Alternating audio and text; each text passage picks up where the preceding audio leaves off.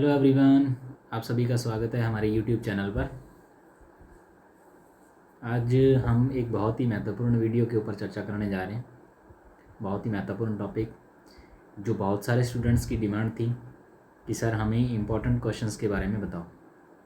तो ये हमने कोशिश की है कि एक पूरे सिलेबस में से पूरा जो ओवरव्यू है, जो हमारे इम्पोर्टेंट क्वेश्चन जहाँ जहाँ से बोर्ड एग्ज़ाम में पूछे जा सकते हैं क्वेश्चंस, हम उनके ऊपर चर्चा करेंगे।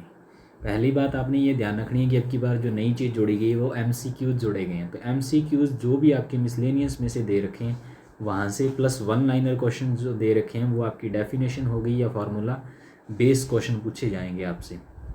उसके अलावा जो बच गए बड़े क्वेश्चंस उनके ऊपर हम ज़्यादा डिस्कस करेंगे। हमारा जो फोकस रहेगा उनके ऊपर रहेगा। मेन जो है वो आप हर एक्सरसाइज के, मान लो आपसे क्वेश्चन नहीं होते तो एग्जांपल्स को आप करना मत भूलें। एग्जांपल्स हर हाल में करें उस चैप्टर के। एग्जांपल्स आप कोई ना छोड़ें क्योंकि मोस्ट प्रोबेबल क्वेश्चंस आपके एग्जांपल में से बन जाते हैं। उसके अलावा जो दूसरी महत्वपूर्ण चीज़ है वो ये है कि अगर आप किसी भी चैप्टर को कर रहे हो तो चैप्टर के जो हमने मार्क्स डिस्ट्रीब्यूशन पढ़ा था उस मार्क्स डिस्ट्रीब्यूशन को आप अपने दिमाग में रखिए कि इस चैप्टर में से कौन कौन से क्वेश्चंस पूछे जा सकते हैं, किस नंबर के और किस नंबर का वो चैप्टर है। जिसको मैंने प्रीवियस वीडियो में बहुत अच्छे से एक्सप्लेन किया था, पूरा ब्लूप्रिंट आपके सामने रखा था। तो आप कोशिश करना उस वीडियो को अच्छे से देखो और अच्छे से देख के आप अपने माइंड में एक फ्रेम तैयार कर लो कि हमें इस चैप्टर को इस वे में पढ़ना है। अगर मार्क्स के पॉइंट ऑफ व्यू से देखें तो ये दो चीज़ें आप अपने दिमाग में रखिए। प्लस आपने MCQs के लिए आपकी जो मिसलेनियस है उसमें से जो आपके MCQs दे रखे हैं उनको आपने छोड़ना नहीं है। वो MCQs आपने अच्छे से करके देखने हैं। प्लस वन लाइनर क्वेश्चंस के लिए डेफिनेशन और बेसिक चीज़ें जो आपकी होती हैं वो आपने छोड़नी नहीं है, वो आपने बहुत अच्छे से करनी है। उसके अलावा जो हमारे मेन इंपॉर्टेंट जो टॉपिक्स हैं हम उनके ऊपर आज चर्चा करेंगे कि कौन कौन से टॉपिक्स और कौन कौन से क्वेश्चंस आपके कहाँ कहाँ से बन सकते हैं, वो हम आज डिस्कस करने जा रहे हैं उसके ऊपर। तो देखिए, हम इस वीडियो को शुरू करने से पहले मैं आपको एक बात कहना चाहूँगा कि आप इन वीडियोस को पूरा देखा करो, जितना मैक्सिमम हो सके आप इनको शेयर किया करो ताकि हमें मोटिवेशन मिले और हम आगे और अच्छा करने का प्रयास करें। तो ये जो वीडियो है वो हम पूरे जो हमारा सिलेबस है उसमें से जितने भी महत्वपूर्ण क्वेश्चंस बन सकते हैं हम उनके ऊपर चर्चा करने वाले हैं कि कितने हमारे महत्वपूर्ण क्वेश्चन हैं। तो आप अपनी बुक को साथ में रखिए और बुक में जैसे जैसे चैप्टर के अकॉर्डिंग हमारे क्वेश्चंस आते जाते हैं वैसे वैसे आप उनको मार्क करते जाइए और उनको लिखते जाइए। उन क्वेश्चंस को आपने छोड़ना नहीं है। मोस्ट प्रोबेबल आपका जो पेपर होगा वो इन्हीं क्वेश्चंस में से बनेगा। अब हम शुरू करते हैं। तो जो पहला हमारा है इम्पोर्टेंट क्वेश्चंस का, जो पहला वो हमारा है जी इम्पोर्टेंट क्वेश्चंस में पहला चैप्टर जो था हमारा, वो पहला चैप्टर था हमारा कंपोजिट फंक्शन, जो कि अब की बार हटा दिया गया। इट मीन्स वो चैप्टर तो हमें करना ही नहीं है। तो पहला चैप्टर तो हमें करना ही नहीं है। अब हम दूसरे चैप्टर की अगर बात करें तो हमारी जो पहली यूनिट है उसका दूसरा चैप्टर ये रहा। इस चैप्टर में कौन कौन से क्वेश्चन इंपॉर्टेंट हैं हम उनके ऊपर डिस्कस करते हैं। देखो, इसमें जो क्वेश्चन मेन इंपॉर्टेंट हैं वो कौन कौन से हैं। जैसे देखो, सारे एग्जाम्पल आपने करने हैं, सारे एग्जाम्पल्स को अच्छे तरह से करना है।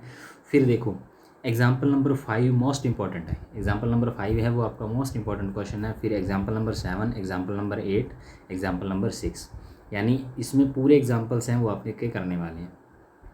फिर हमारे पास एग्जाम्पल एक्सरसाइज 2.1 है। उसमें क्वेश्चन नंबर फर्स्ट जो दे रखा है उसके सारे पार्ट आपने करके देखने, उससे आपके पूरे फार्मूलाज क्लियर होंगे। फिर क्वेश्चन नंबर 9, 10, 11, 15 और क्वेश्चन नंबर 13, 17, 18, 23 और 25, ये क्वेश्चंस आपके मोस्ट इंपॉर्टेंट क्वेश्चंस हैं। इनमें से आपने अच्छे से करके देखना है। इनके करने के बाद आपको इस चैप्टर की पूरी थ्योरीज क्लियर हो जाएगी। फिर मिसलेनियस के बारे में देखें तो मिसलेनियस में से क्वेश्चन नंबर 13 और क्वेश्चन नंबर 17, ये दो महत्वपूर्ण क्वेश्चन हैं जिनको आपने करके देखना है। ये महत्वपूर्ण क्वेश्चन इसलिए बता रहा हूँ, हो सकता है आपका पूरा पेपर इसी में से बन जाए क्योंकि बहुत ही अच्छे अच्छे क्वेश्चन हैं जिनको मैंने मोस्ट इंपॉर्टेंट की तौर पर हमने इसमें लिखा है। फिर भी आपका इन क्वेश्चन से क्या हो जाएगा, आपका बेस अच्छा बन जाएगा। आपको हर तरह के क्वेश्चन करने आ जाएंगे अगर आप इतने क्वेश्चंस कर लेते हो। सारे क्वेश्चन नहीं तो अगर आप इतने क्वेश्चन ही कर लेते हो तो आपका पूरा चैप्टर बहुत अच्छे से क्लियर हो जाएगा। यानी इसमें से कुछ बचेगा नहीं कि आपको वो दोबारा देखना पड़े। इतना कर लो, प्लस आप थ्योरी थोड़ी बहुत पढ़ लो तो आपका पूरा चैप्टर क्लियर हो जाएगा। फिर चैप्टर नंबर 3 जो मैट्रिक्स है उसमें सारे एग्जाम्पल आपने कोई नहीं छोड़ना, मैं पहले से कह रहा हूँ।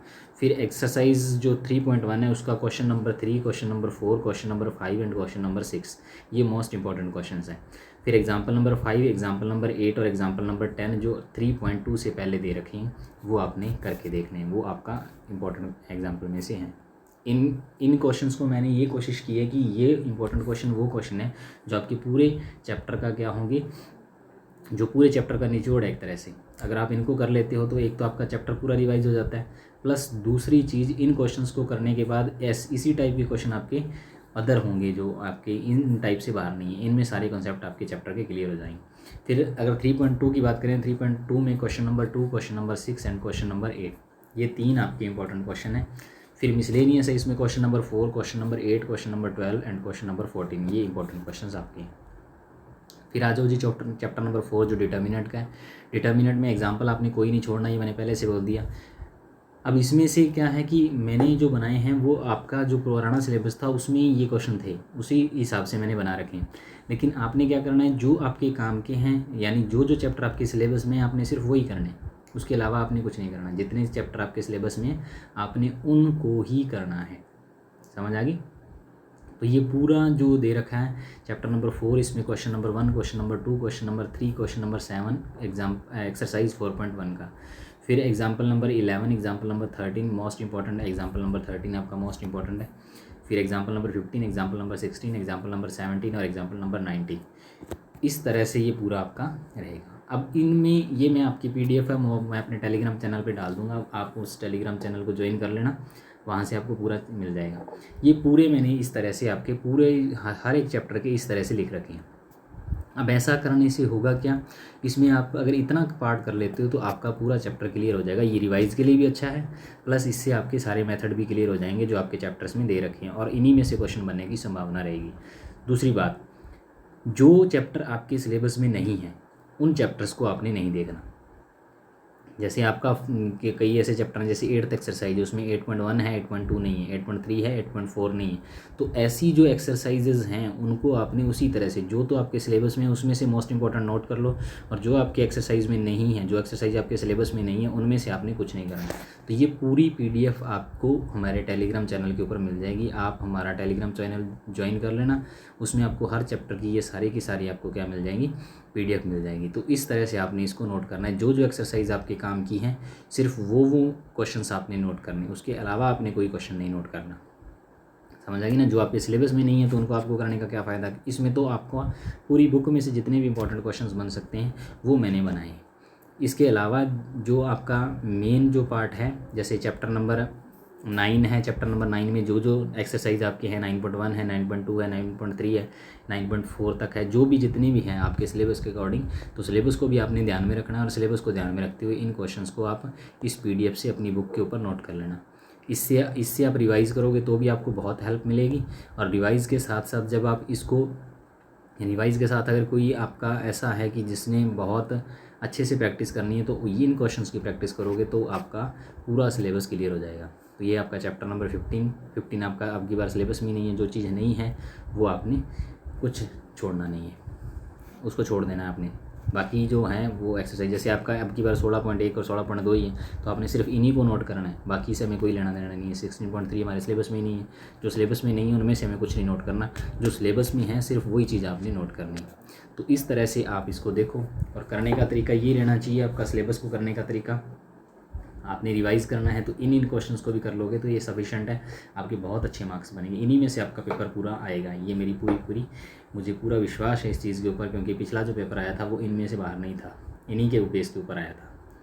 तो ऑल दी वेरी बेस्ट, अच्छे से करो आप। ये आपको पूरी PDF मेरे टेलीग्राम चैनल पे मिल जाएगी। टेलीग्राम का जो डिस्क्रिप्शन में मैं आपको लिंक दे दूँगा, आप वहाँ से टेलीग्राम चैनल को ज्वाइन करो, और ज्वाइन करके आप क्या करो, ये PDF आप ले सकते हो। उसके अलावा भी आपको बहुत सारी वहाँ PDF मिलेगी। इसके अलावा दूसरी बात, जो हमें कुछ कमेंट्स आ रहे थे जिसमें 2 चीज़ें मेरे से पूछी गई, एक तो इंटीग्रेशन के बारे में कि पूरा इंटीग्रेशन है उसको रिवाइज़ करना है, दूसरा जो हमारा है, दूसरा ये चीज़ थी कि हमारा जो एक वेक्टर वाला चैप्टर है वेक्टर और इंटीग्रेशन। तो मेरी कोशिश रहेगी कि मैं इन चैप्टर्स के ऊपर आपको रिवाइज़ करने का तरीका बताऊँगा। तो आपने क्या करना है, तब तक इसको देखो, इनमें से जितने इंपॉर्टेंट क्वेश्चन हैं, जो जो एक्सरसाइज आपके सिलेबस में उनको नोट कर लो, और नोट करने के बाद आप अच्छे से प्रैक्टिस करो। इतना कर लोगे तो आपका बहुत हो जाएगा, इसमें से आपका बहुत अच्छे नंबर बन जाएंगे। और कोई अगर प्रॉब्लम है तो आप मुझे कमेंट करके या टेलीग्राम चैनल के ऊपर या टेलीग्राम के ऊपर आप मेरे से कांटेक्ट कर सकते हो। कांटेक्ट करके आप किसी भी तरह की प्रॉब्लम जो आपकी है वो आप मुझसे पूछ सकते हो। इस तरह से आप इस चैनल को सब्सक्राइब कर लो, आगे शेयर करो ज़्यादा से ज़्यादा, ताकि हमें मोटिवेशन मिलता है इन चीज़ों से और हम और अच्छा करने की कोशिश करते हैं। तो thank you, all the very very best.